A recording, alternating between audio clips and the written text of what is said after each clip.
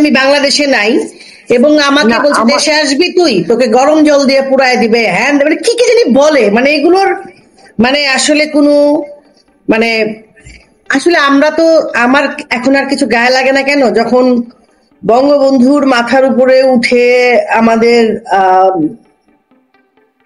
আমাদের সন্তানরা যখন মানে এই ধরনের আপনি আমাদের সন্তানদের বলবেন না, এটা কি মানে যাই হোক আমাদের মানে এরা যখন এই কাজটা করতে পারে সেখানে আমি তো একেবারেই চুনো বুঝি, আমি তো কেউ না আসলে। এবং আমাদের প্রধানমন্ত্রী, আমি প্রধানমন্ত্রী বলি, ওনাকে সম্মান করি, আমার মার বয়সী, আমার হাসিনা আপাকে যেভাবে তারা অসম্মান করেছে, ভাই একটা মানুষ অন্যায় করলে তার তো শাস্তি আছে, শাস্তি হতে পারতো বা কোনো কিছু, কিন্তু এইভাবে তারা তাকে যেভাবে অপমান এবং এখনো কথায় কথায় মাথার মধ্যে সবাইকে ঢুকিয়ে দিয়েছে স্বৈরাচার স্বৈরাচার, এই কথাগুলো শুনতে কেমন লাগে আমি এটাই জানি না আসলে, মানে কিভাবে সম্ভব। এর থেকে এরা এখন যেটা করছে তাদের কি বলা হয়? এবং আমরা জানি ডক্টর ইউনূস একজন শিক্ষিত মানুষ, উনি ডক্টরেট, উনি নোবেল লরিয়েট, হোয়াট এভার, কিন্তু ওনার মুখে একদিনও শুনলাম না যে স্টুডেন্ট তোমরা আসো, ইউনিভার্সিটি কলেজে আসো, যা হয়েছে হয়েছে, তোমরা, তা না, উনি আরো উস্কাচ্ছে বসে বসে। জি মানে এটা আমি জানি না আসলে, আমি অবাক লাগে আসলে কি হবে আমাদের এই দেশে। না মানে ওনাকে মানে ওনার প্রতি আমি আসলে ওনাকে কখনোই পছন্দ করতাম না, সিরিয়াসলি। আমার কেন জানি আমি কিছু কিছু মানুষকে কেন জানি কখনো মানে হয় না যে হ্যাঁ উনি চাই, এটা হয় আর কি, কিন্তু ওনাকে দেখে আমার কখনোই মনে হয়নি উনি পারফেক্ট পারসন, আমার মনে হয়নি সত্যি কথা। তো যাই হোক,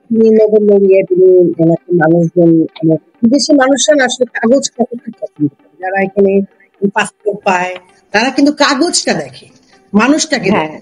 হ্যাঁ, এবং বিদেশে এই যে টাকাটা অনেক চেনে, আসলে ডলারটা খুবই চেনে, যার জন্য এই দেশে সবই সম্ভব। যদি ডলার পায় তাহলে এই দেশে সব হয়তো বলা যায় না যে একটা মানুষ, কিন্তু তারপরও কোথায় জানি একটা মানুষ তো দেশটাকে এইভাবে মানে শেষ হয়ে যাচ্ছে দেখার পরেও মানে উনি এত মানে নিশ্চুপ কিভাবে, এটাই তো বুঝতে পারতেছি না কিভাবে এত নিশ্চুপ। কোথায় না না না সব না, সে তো এনজয় করছে, তার মানে সে মানে আমাদেরকে না তাদেরকে ইন্সপায়ার করছে, জাস্ট ডু ইট। কারণ ওনার একটা শব্দ বলেছে না, এখানে শহরেই হয় নাকি, শুধু গ্রামেও তো হয়, তার মানে তুমি গ্রামেও একটা কর।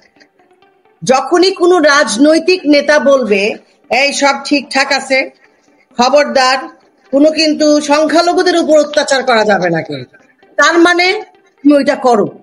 রাজনৈতিক কথার অর্থ হচ্ছে জাস্ট গো অ্যান্ড ডু ইট।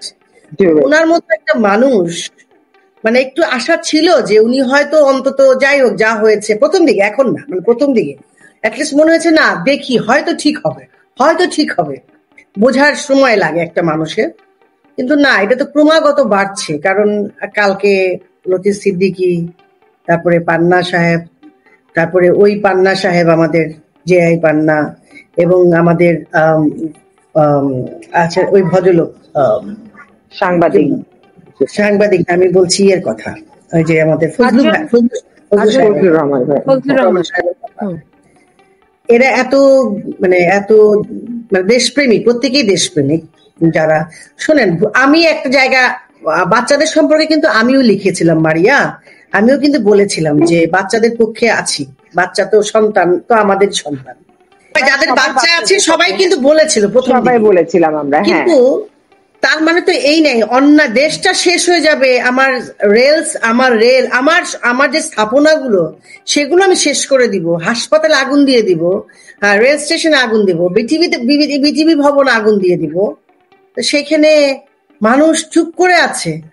ওরা কি বুঝতেছে না যে আসলে ওদেরও সবকিছু ওই যে সামান্য ক্ষতির মতো, যে ওলো সহচরী জেলে দে আগুন, ওলো সহচরী শীত নিভাইব অনলে, মানে তারা এখন শীত নেভাচ্ছে, সামান্য ক্ষতি রবীন্দ্রনাথের, ওনারা এখন শীত নেভাচ্ছে, কিন্তু এই যে আগুনটা সেটা যে তাদের গায়েও লাগবে সেটা কিন্তু নিশ্চিত।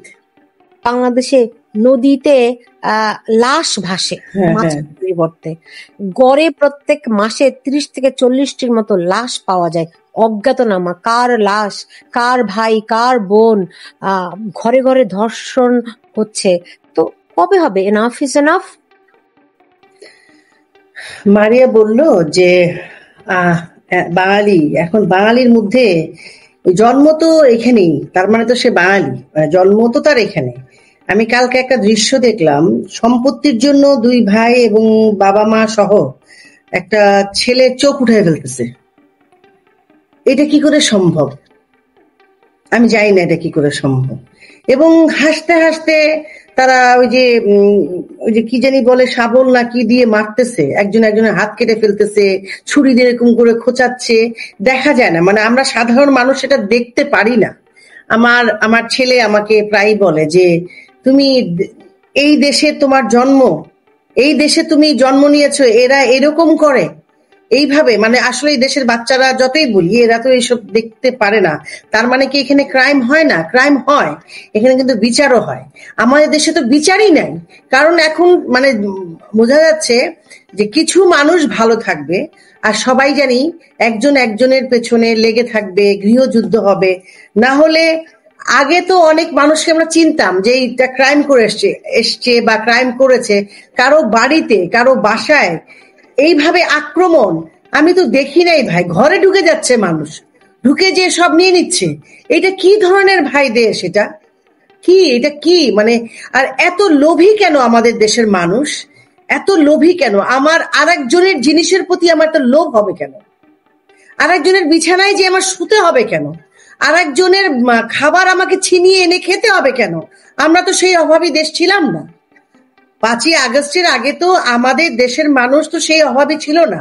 আমরা জানি যে আগে বস্তির মানুষদেরকে বলতে শুনতাম যে গরুর মাংস খেতে পায় না, কিন্তু আমরা কিন্তু এখন দেখি, মানে আমরা মানে হাসিনাপার সময় দেখেছি অনেকেই বলে আমরা কিন্তু গরু মাংস খাই, সপ্তাহে 2 দিন খেতে পারে, মাছ খেতে পারে। এবং প্রত্যেকেরই রিক্সা চালায়, তারা যে ইনকাম করে বা তার ওয়াইফ একটা বাসায় কাজ করে যে 8,000, 10,000, 15,000 টাকা পর্যন্ত তারা যে স্যালারি ড্র করেছে। আমি গুলশান বরেনের কথা বলছি না, আমি ধানমন্ডি বা উত্তরার কথা বলছি। মানে আমি যেটা দিয়েছি 8,000, 10,000, 12,000 তাদেরকে দেখেছি। তার মানে কি এখন তো আমি বাংলাদেশে থাকতাম, আমি তো নিজেই 8,000 টাকা আমার ইনকাম নাই, তা আমি দিব কোত্থেকে?